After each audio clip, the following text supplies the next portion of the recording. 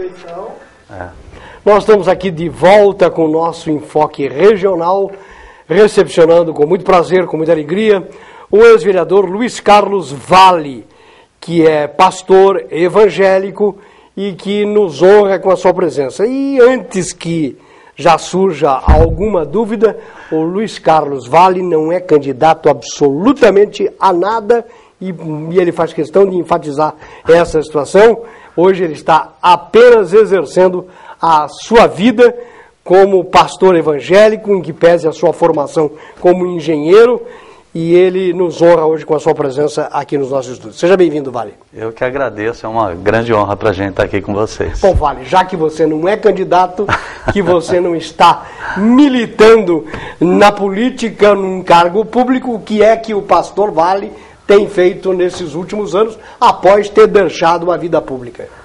Olha, Samuel, a gente tem procurado exercer a cidadania, né? Eu não faço política partidária, mas a gente apoia os candidatos de Bauru, tem excelentes políticos aqui na nossa cidade, também representantes do meio evangélico, que tem as bandeiras que a gente defende, que é contra aborto, contra uma série de condições que são polêmicas na nossa sociedade.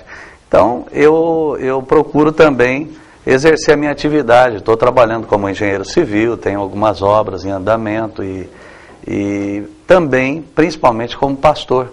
Como pastor, a gente tem igreja aqui em Bauru, estamos abrindo uma igreja americana e temos uma igreja já há 4 anos em Santiago do Chile, que a gente vai com frequência lá para o Chile. Como é que chama esta denominação que você está pastoreando? A nossa igreja se chama Igreja do Avivamento Pleno. Ela tem esse nome por causa da igreja da Coreia, do pastor Yong-cho. Eu estive na Coreia já por 5 vezes também. É uma igreja que revolucionou no final do século passado com um sistema de células. E a nossa igreja, ela é ligada hoje à primeira igreja batista da restauração de Manaus, cujo pastor René Terranova é o líder nacional. E é um pool de igrejas de várias denominações, inclusive presbiteriana, batistas, cerca de umas 15 mil igrejas estão nesse movimento. Bom, a gente volta nesse assunto, mas você tem saudade do tempo em que você regularmente fazia política partidária, foi candidato, esteve participando de várias etapas da vida pública dessa cidade? Sente saudade dessa época ou o que passou, passou? Olha, foi uma experiência muito boa, muito rica, eu não me arrependo de nada que eu tenha feito, mas realmente é uma outra época, né? Já passou, eu acho que tem pessoas melhor qualificadas hoje para trabalhar no legislativo, tem muitos vereadores muito bons, tenho acompanhado pelo mandato deles, então eu acho que cada coisa na sua época, né? O que é que ficou na sua mente, marcado na sua vida pública partidária, na sua vida como vereador, na sua vida como político? Muitas coisas, né? Principalmente a passagem pela presidência da Câmara, né? Foi um período muito polêmico, foi muita confusão, né, que aconteceu naquela época na cidade, mas graças a Deus tudo terminou bem, né? E nós tivemos também a implantação da TV Câmara naquela minha legislatura. Foi uma experiência rica. Eu acho que tudo que a gente pode experimentar e vivenciar, se a gente levar pelo lado positivo da coisa, claro que teve muita coisa péssima que aconteceu, muita dificuldade, mas o bom é a superação de tudo isso, né? Bom, Valle, já que você continuou morando em Bauru. Sim, eu sou bauruense nato, viajo muito, mas sou daqui. E eu te pergunto, que avaliação você faz hoje desta atual Câmara, uma Câmara que foi bastante renovada nos últimos anos, principalmente comparando-se ao seu tempo, daquela sua época não tem mais ninguém, né? Como vereador. Não, tem acho que o Faria Neto e o Purininho, né? Eles eram ainda... acho que o Purininho foi o primeiro mandato, quando foi o meu último mandato. Bom, eu queria que você fizesse uma avaliação desta legislatura, desta nova Casa de Leis, desta nova composição, e eu queria que você também avaliasse o prefeito Rodrigo Agostinho, que você chegou a ser vereador, inclusive, com ele. Olha, eu tenho uma boa impressão dessa Câmara, eu acho que está fazendo o seu papel, o seu trabalho. Gosto muito da atuação do vereador Lima Júnior, acho um bom vereador. Tem outros bons vereadores também da situação, o Roque Ferreira e tantos outros que a gente admira. E o prefeito, eu até no segundo turno votei nele, achei, ou melhor, no primeiro turno, né, foi no primeiro turno a eleição vencida, e nós tínhamos um candidato que a gente apoiava, que era o policial Minhano, né, que é também pastor, e contabilista aqui da cidade, perdeu a eleição por 105 votos e quase chegou lá, né? E era do partido do prefeito. Eu tenho visto um período de muito progresso na cidade de Bauru. Todo mundo que vem para cá, os amigos de fora, eles acham a nossa cidade realmente um expoente, né? Uma cidade bonita, moderna, pujante. Acho que Bauru vive um bom momento, o interior de São Paulo está muito bem, né? Bom, nós estamos aí prestes a ter uma nova jornada eleitoral com candidatos aí começando a fazer as suas movimentações visando as próximas eleições. E vale. A exemplo do que tem acontecido nas últimas eleições legislativas no estado de São Paulo, Bauru se apresenta com muitos candidatos. E mais uma vez, temos aí um contingente enorme para a Câmara Federal e para a Assembleia Legislativa. Como é que você vê este quadro? O que é que você acha? Você acha que daqui para frente teremos chance de termos mais deputados? Hoje a cidade só tem um deputado estadual, não temos nenhum deputado federal. Qual a sua opinião a esse respeito? Olha, Bauru realmente carece de mais representatividade, principalmente a nível federal. O que acontece com esse grande número de candidatos e também pessoas que têm voto em Bauru, votação em Bauru expressiva, que são candidatos de fora, a população vê isso assim, acha que essa é a razão de não se eleger um federal, mas não é. Porque nessas outras cidades todas acontece a mesma coisa, né? O que acontece aqui em Bauru, acontece em Ribeirão Preto, acontece em Rio Preto. O que ocorre é que uma pessoa, para ser eleita como deputado federal, ele não pode imaginar que só com os votos da cidade ele vai alcançar isso. Ele tem que ter uma representatividade intermunicipal, né? Ou um segmento, uma associação, uma participação em alguma atividade não governamental. Então, tem que ser uma pessoa que tenha representatividade no Estado. E não somente na cidade. E você pode ver que os deputados dessas outras cidades, por exemplo, Rio Preto, tem vários, né? Deputado Vaz de Lima, por exemplo, que foi presidente da Assembleia, são pessoas que não têm voto só em Rio Preto. São pessoas que têm voto em todo o Estado, porque trabalhou na Receita Estadual. Então, tem que ter uma atividade também intermunicipal. E os candidatos que se posicionam, que às vezes saem, mas para cumprir a tabela aí, lançar, projetar o partido na cidade e fazendo dobradinhas com candidatos de outra, que esses sim são os mantenedores dos mandatos, né? E que custeiam seria como um cabo eleitoral de luxo, né? Isso a gente infelizmente detecta. Então tem alguns candidatos aí que é fácil perceber que não vão ter condição nenhuma de se eleger. O Vale foi nomeado embaixador da ICEJ, International Christian Embassy of Jerusalem, entidade não governamental internacional humanitária fundada na Finlândia. Qual é o trabalho desta entidade? Nós temos um trabalho desenvolvido nessa Embaixada Cristã Internacional de Jerusalém já há 2 anos, e essa instituição hoje, a sede é na cidade de Jerusalém, E as reuniões são feitas em diversos países, são mais de 100 países representados, inclusive o Brasil é representado pelo pastor René Terranova. América do Sul e Brasil, ele tem sido o representante oficial dessa embaixada.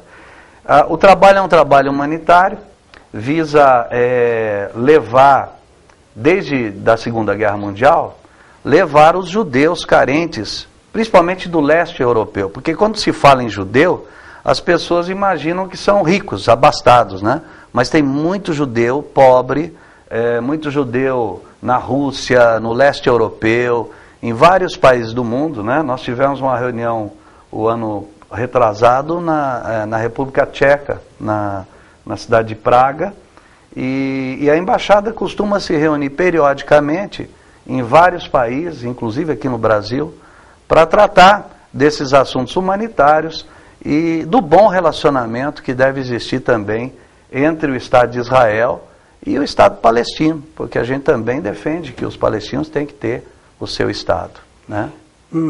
Até porque essa convivência entre palestinos e israelenses é extremamente complicada. Você veja, a questão palestina, eu posso falar isso porque eu morei 2 meses em Israel, fiz um curso de pós-graduação lá na Universidade Hebraica de Jerusalém, na área de arqueologia, história de Israel e geografia bíblica. E essa questão israelense passa muito pelo radicalismo islâmico, né?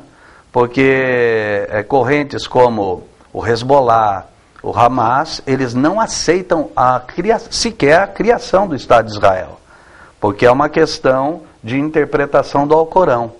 Ali é um problema que quem não conhece a questão política, geopolítica ali da Palestina, faz confusão, acha que Israel é os Estados Unidos que banca e coisas desse tipo. Mas você vê, por exemplo, que o ex-presidente Carter, né, procurou fazer essa intermediação. Houve o acordo de Camp David entre Menachem Begin e Yasser Arafat. Então uma corrente palestina aceitou, e essa corrente hoje tem o seu Estado, tem os seus representantes, e a sede fica em Ramallah, na Cisjordânia. Agora, a corrente do Hamas, por exemplo, que está na faixa de Gaza, e o Hezbollah, que está no sul do Líbano, eles não aceitam a criação do Estado de Israel, que foi feito na Assembleia das Nações Unidas. E não aceitam por quê? Por uma questão religiosa. Porque o Alcorão, numa das suas teses, ele prega que o mundo deve ser conquistado pelos muçulmanos, seria o Islã. E todos os meios para que o Islã domine o mundo são defendidos, inclusive a jihad, que seria a guerra santa, né? E uma das doutrinas, dos dogmas do islamismo o país que, uma vez conquistado para o Islã, jamais poderá ser devolvido o território a infiéis ou a não islamitas, né? Então você veja que essa questão não tem fim. Então quem sonha com a paz ali no Oriente Médio pode esquecer, porque enquanto houver o radicalismo islâmico, né, nunca vai haver um acordo de paz. E essa semana ainda houve uma composição dos palestinos aceitando as facções, e Israel está se posicionando exatamente contrário, não permitindo, até porque aquelas regiões de Israel, para se chegar em possessões palestinas, tem que se passar dentro do Estado de Israel. Por exemplo, quem sai de algum lugar da Cisjordânia e vai ali para Belém, não consegue. Belém é um território palestino. Hoje. Tanto é que o Papa esteve lá e foi onde, inclusive, tem a igreja onde, da Natividade, onde Cristo nasceu, e é dominado por correntes cristãs diferentes, católicos diferentes. O Papa foi lá e tinha os católicos armênios, os católicos ortodoxos, os católicos cristãos, enfim, é bem complicado também lá dentro a situação. Porque você veja, há uma convivência pacífica entre os muçulmanos, a concessão palestina, Porque a corrente ali nesses territórios que você citou era do grupo Al-Fatah, que depois deixou o terrorismo e partiu para a política, para a diplomacia. E o líder Yasser Arafat, né, que assinou o acordo reconhecendo o Estado de Israel e, da sua parte, também Menachem Begin por Israel. Mas você veja que os dois foram assassinados, porque tanto os judeus ortodoxos não aceitam aquele acordo, porque eles acham, e eles têm razão de achar isso, porque ali, já há 3.000 anos atrás, Jerusalém é a capital indivisível de Israel. Você veja, para as Nações Unidas, a questão palestina é muito clara, tem direito a ter o território. Porque os palestinos querem ficar com a Jerusalém Oriental. Não, mas os judeus não querem nem conversa. Não, isso não existe. Isso não existe para os judeus. Tanto que o parlamento de Israel, a capital de Israel é Jerusalém, não é Tel Aviv. Muitas pessoas que não conhecem Israel acham que a capital é Tel Aviv ainda, porque quando foi proclamado o Estado de Israel, era Tel Aviv. Mas você veja, a Jerusalém naquela época era dominado pela Jordânia, por um país vizinho. E a Jordânia aceitou a mudança da capital e tem acordo de paz com Israel, né? Então não era dos palestinos ali. E interessante, para quem conhece Israel e conhece bem Israel, é complicado essa parte oriental, até porque dentro de Jerusalém, na parte velha da cidade, na parte bíblica da cidade, nós temos aquela comunidade árabe que quase que milenarmente vive ali nesse trecho. E é complicado você ter esta convivência entre árabes e israelenses ali, nesta parte setentrional da capital. Exatamente, isso tudo por causa da história, né? Você vê Saladino, que era o líder muçulmano, ele reconquistou o Estado a Palestina, né? Dos cruzados, ali já foi cristão, depois foi primeiramente Israel, né? Israel sempre foi, isso há mais de 3.000 anos, ali era a capital, o rei Davi fez dali a capital. Mas depois vieram os cristãos, vieram primeiramente os muçulmanos, né? Depois veio os cruzados, ali sempre foi uma região de conflito, né? Bíblico, né? É bíblico, ali tem uma situação polêmica. Tem 5.000 anos de história, por exemplo, eu fui muitas vezes a Jericó, que é a cidade mais velha ali daquela região, pelo menos Estive lá um ano retrasado. E eu fui muitas vezes, e por sinal eu sempre fui muito bem tratado. Quando eu me anunciava que eu era brasileiro, e é uma cidade que ficava na Cisjordânia, e sempre os árabes, eles adoram os brasileiros. E quando eu me apresentava como brasileiro, eu tinha a cafta do jeito que eu queria. As pessoas têm uma visão assim dessa região como uma região perigosa, mas é justamente o contrário, porque os judeus amam o Brasil, porque foi um brasileiro, Oswaldo Aranha, que presidiu a Assembleia das Nações Unidas quando foi oficializado o Estado de Israel em 1948. E por outra parte, os palestinos também amam o Brasil porque eles são apaixonados por futebol. E tem muitos palestinos aqui em São Paulo. A colônia palestina é muito grande aqui na América do Sul, principalmente no Brasil. Então o Brasil é um país pacífico, que tanto reconhece o direito do Estado palestino, quanto o Estado de Israel. Vou contar uma passagem até agradável sobre esse aspecto. Eu viajei e eu tinha o carro lá, eu estava dirigindo o automóvel e sempre levava uma bandeira grande do Brasil.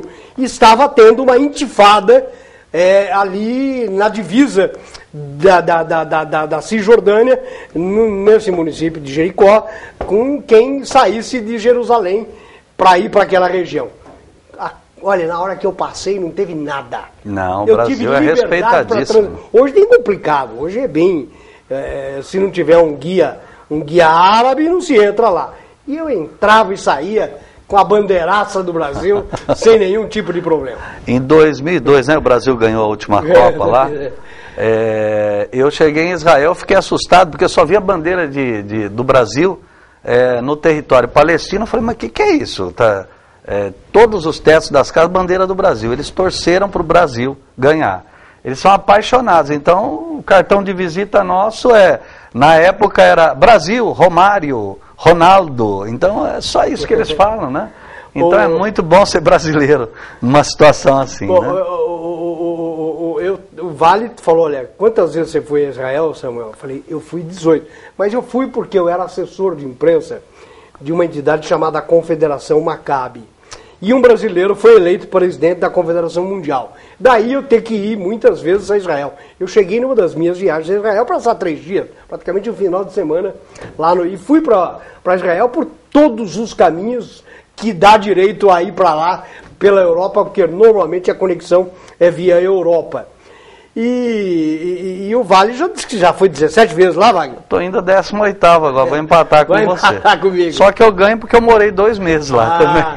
Pois é, mas aí fiz um curso de pós-graduação. Quase que eu fui morar em Modi'in como assessor de imprensa e aí eu teria ganho, mas agora você... É muito gostoso a gente estar ali, principalmente a gente que é apaixonado pela Bíblia. Ali você está pisando na história, né? Então a gente sempre está aprendendo muita coisa, porque aquela região, a Palestina, se você for ver no mapa, por que essa confusão toda? Porque ali é a ligação do continente africano com o continente asiático. Então a rota nos povos antigos passava ali por Israel, e os impérios que tinham naquela época, o Império Assírio, o Império Babilônico e o Império Egípcio, né, que foram os grandes antes dos persas e dos romanos, ali era a rota terrestre de interligação. Então, sempre foi ali uma questão geopolítica fundamental, né, inclusive no mundo antigo. Então, por isso essa importância ali, porque era a única ligação terrestre entre o continente africano e o asiático. E ali a história é muito rica, né? Quem gosta de arqueologia e de história, ali é o lugar o melhor campo de trabalho. Mas desse trabalho que você tem realizado, Vale, você tem feito viagens por vários locais. Recentemente você voltou de uma viagem missionária que incluiu Boston e Paris, na França. Tem sido uma sistemática este seu trabalho missionário com esta denominação, com esta embaixada que promove esses circuitos e essas indas e vindas para esses locais? Não, no caso específico de Boston, Massachusetts e de Paris, são 2 igrejas, né? Em Boston está começando uma igreja que praticamente tem uma ligação direta conosco também. Porque a colônia lá em Massachusetts é muito grande de brasileiros. Muito. Então seria uma igreja brasileira que a gente está abrindo lá nessa cidade. Mas tem várias já. Ali é num bairro que chama Saugus, mas tem já igrejas brasileiras ali em Framingham e em Brockton também, que são subúrbios ali de Boston. E em Paris, a gente dá assistência e cobertura à comunidade cristã de Paris. É uma igreja nos mesmos moldes dessas que nós fazemos parte aqui da Aliança Brasileira, que são igrejas em células, né? Então, é uma igreja em células, eu vou regularmente a esses países, né? No caso do Chile, já é mais específico, porque daí é a nossa denominação que abriu lá em Santiago. Inclusive você tem promovido muitas viagens para Israel, levando grupos brasileiros, é isso?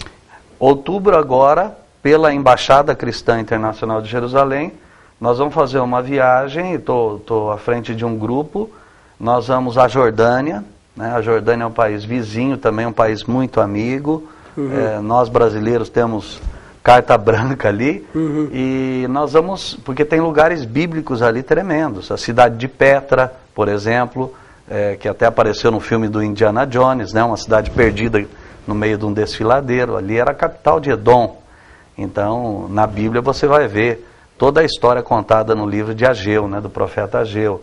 O Monte Nebo, onde Moisés avista a terra prometida, são lugares bíblicos assim, Gileade, extraordinários do lado da Jordânia, né? E a gente vai pela Jordânia.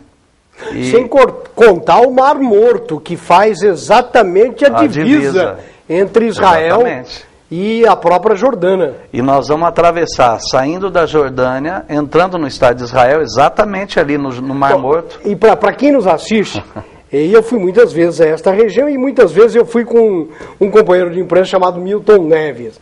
E todas aquelas histórias que ele conta acerca das viagens minhas com ele lá, são todas inventadas por ele, viu? Não tem procedimento. Aquilo que está no site dele, no livro dele, nas revistas que ele edita, não tem nada de verdade daquilo que ele fala acerca da minha viagem, das minhas viagens com ele. Nós fomos muitas vezes a Israel. Eu fui com o Milton pelo menos umas 5 ou 6 vezes para Israel. Por isso eu quero contar, porque essa região é uma das mais enfatizadas por ele. E ele conta umas histórias do Mar Morto que teria acontecido, que não é verdade. Mas é um lugar muito bonito, inclusive. Um lugar onde as famílias fazem piquenique. Aliás, é muito comum ainda se fazer piquenique naquela região, principalmente naquelas regiões de oásis que nós temos na beira do Mar Morto. Exatamente. Principalmente que quem sobe, por exemplo, para Massadas e desce ali, exatamente, tem um oásis muito bonito, um hotel 5 estrelas, inclusive, que dá de cara, dá de fundo ali para o Mar Morto. Esse oásis que você se refere é En-Gedi. Esse local é onde Davi se escondia, tinha ali a caverna do Adulão. Quando Davi fugia do rei Saul, ele se escondia nesse oásis ali, numa caverna que era conhecida como a caverna do Adulão. Bom, quem muito vai para Israel, né? Você que tem ido muitas vezes para lá e levado os grupos, eu fui muitas vezes profissionalmente com outras finalidades, mas para quem vai fazer turismo religioso ou vai fazer um estudo bíblico, é tudo ali, não é? É tudo que se pode imaginar em termos bíblicos, é tudo ali. E a cada dia você tem descobertas arqueológicas, históricas ali. Esse curso que eu fiz de pós-graduação na Universidade Hebraica de Jerusalém, eu morei esses 2 meses lá, naquela semana, um dos palestrantes, dos professores da universidade, era diretor do Museu de Israel. E naquela semana, para você ter uma ideia, nas escavações da cidade de Davi, nos subterrâneos, ele levou a gente lá nos subterrâneos, né? Foi encontrada uma pedra com inscrições, por exemplo, da época do período do rei Ezequias, na época da invasão assíria. Então, quer dizer, coisas que vão aparecer hoje em livros de arqueologia, eu estava lá, a hora que foi descoberto aquelas inscrições. Então, é uma coisa fascinante, né? Porque a história nossa, o mundo ocidental, e tanto as 3 maiores religiões do mundo, monoteístas, né? Tanto os cristãos, o judaísmo, o cristianismo e o islamismo, Jerusalém é o berço. Por isso que é uma cidade venerada por todos, né? Porque é um berço da civilização ali, né? Ô Vale, para encerrar, eu queria até que você abordasse, nós estamos vivendo num período já pré-eleitoral. E até que ponto você acha válido estas igrejas terem os seus próprios candidatos, essas denominações, ou pedir apoio para determinadas candidaturas? Qual a sua opinião a esse respeito? Olha, eu fui muito criticado nessa questão, até porque, graças a Deus, passou essa fase da minha vida, porque mesmo que você não queira, as pessoas te rotulam. Ele é candidato porque é pastor. Eu não enxergo dessa forma. Eu acho que alguém que vai exercer um mandato político, não é porque ele é um pastor, é porque ele é um líder evangélico. Claro, sempre vai ter um segmento que vai votar por causa de se identificar de forma religiosa. Mas o que eu vejo é que a pessoa que for exercer um mandato político, ele tem que ter uma proposta, ele tem que ter uma capacidade política para se articular e se relacionar com todos os segmentos da sociedade. não pode ser uma pessoa limitada intelectualmente, eu já acho assim, entendeu? Porque senão fica aí, tem muitos candidatos que acabam se elegendo e não tem a mínima condição, fica aí rotulando, né? O duro é isso, porque você fica rotulado como evangélico, porque alguém lá teve um posicionamento, às vezes polêmico, entendeu? Então eu sou contra esse tipo de coisa. Mas eu acho sim que tem muitos bons candidatos na igreja evangélica, não pode ser excluído isso pelo fato da pessoa ser evangélica, como também tem no meio católico, né, e de outras religiões. Eu penso que o que deve orientar sempre o voto é o perfil, a capacidade intelectual também e administrativa, porque política você sabe que não é uma coisa fácil de fazer. Você tem que interagir principalmente com a oposição, você tem que saber se conduzir, né? Não pode ser uma coisa radical, né? E radical fica só os discursos, né? Você vê o PT era um partido muito radical, né? E hoje está aí de braços dados com o Paulo Maluf, então é isso aí, senão não governa. E esses apoios são históricos. Eu, por exemplo, a vida inteira vi meu pai votar em 2 candidatos só. Meu pai sempre votou para deputado estadual no doutor Osni Silveira. E para deputado federal ele votava em Lauro Monteiro da Cruz.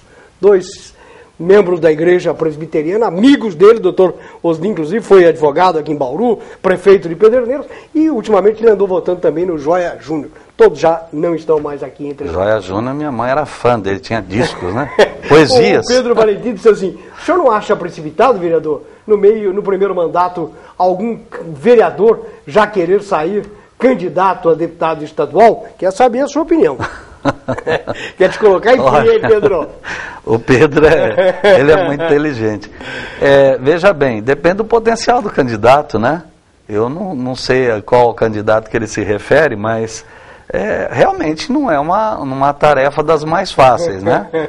Mas você veja, o Pedro Tobias, por exemplo, teve 2 mandatos. No terceiro ele já saiu candidato e venceu, né, para deputado. O primeiro mandato do Pedro Tobias foi justamente o meu primeiro mandato de vereador. E já no segundo mandato ele já se elegeu deputado estadual, então... Muito obrigado pela presença, foi uma alegria revê-lo e principalmente para sabermos um pouquinho desse seu trabalho que está sendo realizado. Muito obrigado pela sua gentileza de ter aceito o nosso convite e ter vindo aqui. É uma honra para a gente, um grande abraço aí a Nádia, professor Duda também, e principalmente a você que eu admiro muito e essa TV que é pujante e leva a sério os assuntos regionais. Muito obrigado. Bom, e nós estamos ficando por aqui neste nosso primeiro Enfoque Regional, nesta semana que antecede a Copa do Mundo, onde tem muita expectativa de todo o país e do mundo inteiro para aquilo que vai acontecer a partir da semana que vem. Aos que nos acompanharam, os nossos agradecimentos. Estaremos de volta amanhã neste mesmo horário. A todos, muito obrigado e até lá. Boa semana a todos.